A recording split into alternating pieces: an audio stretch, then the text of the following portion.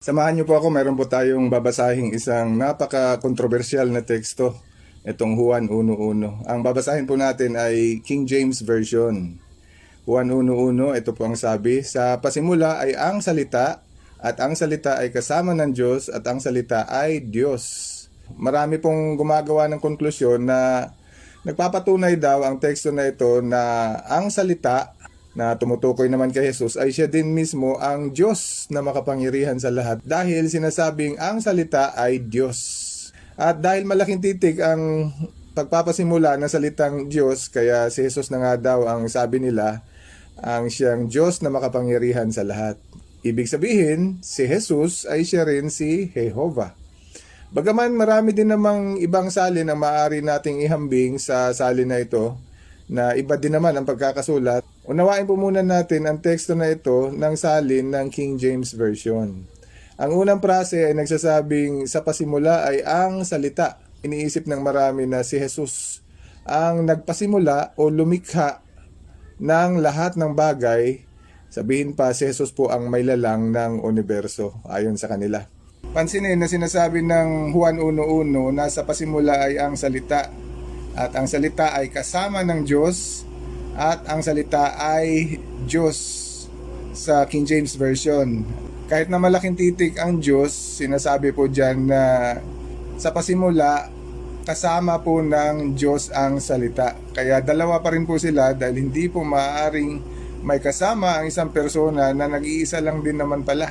Kaya ang Diyos, si Jehovah, kasama niya si Jesus, ang salita. Kaya dalawa po sila, si Jehovah ang Diyos at ang salita ay si Jesus. Patuloy po natin ang pagbasa sa Juan 1:2. Ang sabi po, sa pasimula pa lang, kasama na siya ng Diyos. Ibig sabihin, yung salita daw, kasama na siya ng Diyos. Hindi po masasabing may kasama ang isang persona na nag-iisa lang. Kaya pag sinabing kasama niya ang Diyos, si Jesus na sinasabing ang salita, ay kasama na siya ng Diyos nung pasimula pa lang. Ibig sabihin, dalawa pa rin po sila. Pero ang Diyos na makapangyarihan sa lahat na si Jehovah, siya po ang kasama ni Jesus. Kaya magkaiba pa rin po ang salita at ang Diyos. Si Jesus ang salita, si Jehovah naman ang Diyos na kasama ng salita. Sa talatang 3, tuloy po natin. Juan 1:3, ito po ang sabi, ginamit siya ng Diyos sa paggawa ng lahat ng bagay at walang bagay na ginawa ang Diyos nang hindi siya katulong. Ano po maunawaan natin sa talatang ito? Dalawa pa rin po sila. Ang salita na si Jesus ay ginamit ng Diyos na si Jehovah.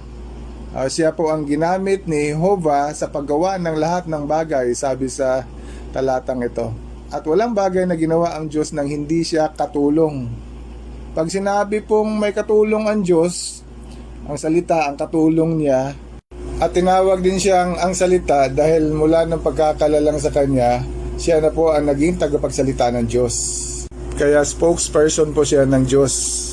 At sinasabi rin na may pasimula si Jesus. Totoo po ito dahil sinasabi po ng Colosas 1:15 na si Jesus ay ang panganay ng lahat ng nilalang ng Diyos. O kaya nilalang siya ng Diyos, siya ang panganay, siya ang pinakauna, kung kaya't sinasabi ng Juan 1:1, sa pasimula, kasama niya ang Diyos. At siya ang tinawag na salita, dahil may pasimula po siya. At pagkatapos lalangin ng Diyos ang lahat na iba pang bagay, ang tao naman ang nilalang ng Diyos. Pero sa ulat po ng Genesis 1:26, ang sabi, pagkatapos sinabi ng Diyos, gawin natin ang tao ayon sa ating larawan, ayon sa ating wangis. Kaya mapapansin na may kausap na po ang Diyos. Sino po ang kausap niya? Si Jesus po ang kausap ng Diyos. At malinaw, hindi po si Jesus ang Diyos, kasama lang siya ng Diyos. Pansinin na sa konteksto ng Juan 1:1 sa talatang 18, ang sabi ni Jesus, wala daw taong nakakita sa Diyos kailanman. Ang kaisa-isang anak na tulad Diyos at nasa tabi ng Ama ang nakapagpapaliwanag kung sino ang Ama. Kaya ang Diyos hindi po nakita ng tao kailanman, ang sabi ni Jesus. Kaya hindi po si Jesus ang Diyos dahil si Jesus, napakarami pong tao ang nakakita sa kanya, libo-libo po. Pansinin po ang sinasabi ng talatang 18 na ang anak ng Diyos na si Jesus, ang salita, ay tulad Diyos lamang po. Kaya pala siya tinawag na Diyos dahil lang sa kapangyarihan na binigay din ng kanyang Ama. Kaya dahil sa kapangyarihan po na yon, naging tulad Diyos lamang po siya. At hindi po talaga siya ang Diyos na makapangyarihan sa lahat. At ito pa, sa pasimula daw po ay nasa tabi siya ng Ama. At siya daw ang nakapagpapaliwanag kung sino ang Ama. Kaya kung sa pasimula pa lang nasa tabi na po siya ng Ama, ibig sabihin magkatabi sila, hindi po matatawag na magkatabi ang nag-iisang persona lang naman. Kaya po sila magkatabi dahil kasama nga ng Ama ang anak at katabi po nila ang isa't isa. Kaya malinaw, iba po si Jehovah, iba rin po si Jesus. Pinapakita ng Colosas 1:15 at 16 na naging katulong lang si Jesus nang lalangin ni Jehovah ang lahat ng iba pang bagay matapos ang pagkakalalang sa kanya ng Diyos. Kaya master worker po ni Jehovah si Jesus sa paglalang ng iba pang bagay maliban sa kanya. Sinabi ni Jehovah sa Isaiah 45:18 na siya lamang ang maylalang ng langit at lupa at wala nang iba pa. Kaya mag-isa lang po ang maylalang, siya lamang at wala nang iba pa. Kaya mali po ang pangangatuwiran na si Jesus ang maylalang at magiging salungat po yan sa iba pang teksto ng Biblia. Sa makahulang sa lawikain na mababasa sa Kawikaan 8:22, sinabi po ni Jesus, si Jehovah ang gumawa sa akin bilang pasimula ng paglikha niya, ang pinakauna sa lahat ng nagawa niya noong sinaunang panahon. Kaya ayon po kay Jesus sa teksto na nabasa natin, ginawa daw siya ni Jehovah bilang pasimula ng paglikha at siya daw ang pinakauna sa lahat ng nilalang ng Diyos. Kaya malinaw, may pasimula po si Jesus, nilalang siya ng Diyos at siya ang panganay sa lahat ng kalalangan. Balikan po natin ang Colosas 1:15, ang sabi siya ang larawan ng di nakikitang Diyos, ang panganay sa lahat ng nilalang. Kaya sinabi niya pa, ang Diyos hindi nakita, pero si Jesus, libo-libong tao po ang nakita sa kanya nung nasa lupa siya. Kaya hindi talaga siya ang Diyos na makapangyarihan sa lahat. Hindi pa po nakita ng kahit sino mang tao sa kahit anong panahon ang Diyos na makapangyarihan sa lahat ayon kay Jesus mismo. Kung babasahin natin ang Juan 1:18. Sa halip, sinasabi ng Colosas 1:15 siya po ang panganay sa lahat ng nilalang. Kaya muli, sinasabi ng teksto na ito na nilalang si Jesus at siya po ang panganay o pinakauna o pinakamatanda sa mga nilalang ng Diyos. Mababasa din naman sa Apokalipsis 3:14 na ang Amen o si Jesus ay ang pasimula ng paglalang ng Diyos. Kaya malinaw, si Jesus po ang pinakaunang nilalang ng Diyos. Kaya naman, ang sinasabi ng Juan 1:1 na sa pasimula ay ang salita ay nangangahulugan lamang na may pasimula si Jesus, nilalang siya ng Diyos at siya ang pasimula o panganay ng lahat ng nilalang ng Diyos. Ang pangalawang prase po ng Juan 1:1, King James Version, ay nagsasabing ang salita ay kasama ng Diyos. Ano po ang dapat maunawaan natin sa prase na ito?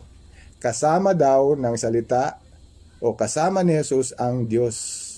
Hindi po maaaring magkaroon ng kasama ang isang persona na nag-iisa lang naman. Sabihin pa, ang isang persona na nag-iisa ay siguradong walang kasama.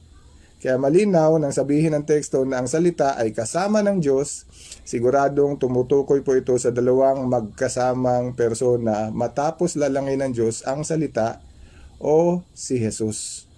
At si Jesus na rin mismo ang nagsabi, kung babalikan natin ang Juan 1:18, sabi niya, nakaupo siya sa tabi ng kanyang ama noong nasa langit pa siya. At hindi rin naman maaaring may katabi ang nag-iisang persona lang din naman. Kaya dalawang persona din naman ang tinutukoy ni Jesus na nakaupong magkatabi sa langit bago pa siya bumaba sa lupa. Nakaupong magkatabi sa langit ang maylalang ng langit at lupa na si Jehovah at ang kanyang panganay na nilalang na si Jesus. Ang pinakakontrobersyal na prase ng teksto ng Juan 1:1 ay nagsasabing ang salita ay Diyos. Malaking titik ang Diyos.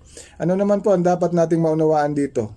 Na kahit malaking titik pa nagsisimula ang salitang Diyos sa salin na ito ng King James Version, kung uunawain po natin ang pagkakabuo ng pangungusap ay hindi pa rin nagpapakitang si Jesus ay siya rin ang Diyos na makapangyarihan sa lahat o si Jehovah. Iba pa rin po si Jesus, iba pa rin po si Jehovah. Ang unang rason, kung si Jesus ay siya na rin si Jehovah, mawawalan po ng saysay ang naunang dalawa pang prase na nagsasabing, una, sa pasimula ay ang salita. At ang pangalawa, ang salita ay kasama ng Diyos. Paano naman magiging pasimula ng paglalang ang salita kung ang salita pala ay siya na rin ang may lalang? Sinasabi kasi ng awit 90 talatang 2 na si Jehovah ay walang pasimula, samantalang si Jesus ayon sa Kawikaan 8:22 ay sinasabing ginawa o nilalang siya ni Jehovah. At paano naman masasabing kasama ng salita ang Diyos kung iisa lang pala ang salita at ang Diyos? Kung ang salita ay siya na rin mismo ang Diyos, masasabing wala naman pala siyang kasama at nag-iisa lang din naman po siya. At kahit malaking titik pa ang ginamit na salitang Diyos sa teksto ng Juan 1:1, grammatically unfounded po ang pangungusap upang masabing si Jesus nga ang Diyos na makapangyarihan sa lahat. Groundless po ang structural construction ng prase. Kaya ang tanong ngayon, bakit nga malaking titik ang pasimula na salitang Diyos sa salin na ito ng Juan 1:1 ng King James Version? Posible kaya na mali nga ang pagkakasulat, sinadya man o hindi, ang prase ng salin na ito? Mas maliliwanagan po tayo kung ihahambing natin ang mas maraming salin ng Biblia sa teksto ng Juan 1:1. Ito po yung teksto sa Juan 1:1 ayon sa pagkakasalin ng iba't ibang version ng Biblia. Ang nakikita niyo po dito is una, King James Version. Sabi at ang salita ay Diyos, capital letter na Diyos. Pero tumutukoy ba sa makapangyarihan sa lahat na Diyos ang salitang Diyos dito patungkol kay Jesus? Hindi po. Kasi walang espesyal na pantukoy na ang, no? At ang salita ay ang Diyos, capital letter, yun sana tutukoy. Pero sabi, ang salita ay Diyos eh. Ang Douay version, pareho lang din ng King James at ang salita ay Diyos, capital letter. Pero again, hindi po tumutukoy sa pagka-Diyos na makapangyarihan sa lahat yung pagkakasali nito. Kasi nga, walang espesyal na pantukoy na ang. At ang salita ay ang Diyos sana. Pero ang sabi, at ang salita ay Diyos. Yun lamang po. Ang emphatic diaglot version, sabi, at isang Diyos, maliit na titik, ang salita. So, lalong hindi tutukoy ito sa pagka-Diyos na makapangyarihan sa lahat. Ang Moffat version, ang logos o ang salita ay tulad Diyos. Capital letter ang Diyos, pero tulad Diyos naman ang binanggit. Ibig sabihin, hindi rin talaga tutukoy sa pagka-makapangyarihan sa lahat yung pagkakasulat ng Diyos dito. Kasi tulad Diyos lang. No? Ang American Translation version, ganun din, tulad Diyos din ang ginamit. Capital letter sana, pero tulad Diyos. Ang Bomer version, ang sabi, yun mismo ay may pagka-Diyos. Small letter, ang Diyos, at may dinagdag pa na may pagka-Diyos. O kaya lalong hindi tutukoy.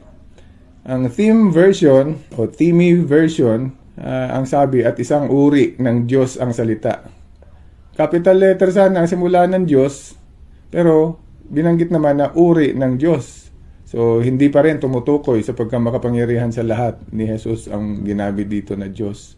Ang Menji version at Diyos, pero may parenthesis na equal sign, ang ibig sabihin, katumbas, may pagka-Diyos. So, yung Diyos daw na binabanggit, bagamat capital letter, ay katumbas lang ng may pagka-Diyos ang salita, ay sabi. The Four Gospels, a New Translation version by Charles Torrey, ang sabi, at ang salita ay Diyos.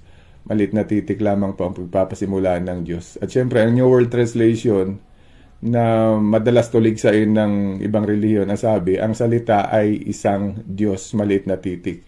Kung babasihan natin lahat ito, tama po ang version ng New World Translation. Maliit na Diyos kasi hindi naman talaga tumutukoy sa pagka-Diyos na makapangyarihan sa lahat ni Jesus ang salitang Diyos dito. Kahit yung sa Douay version at King James version, hindi rin tumutukoy.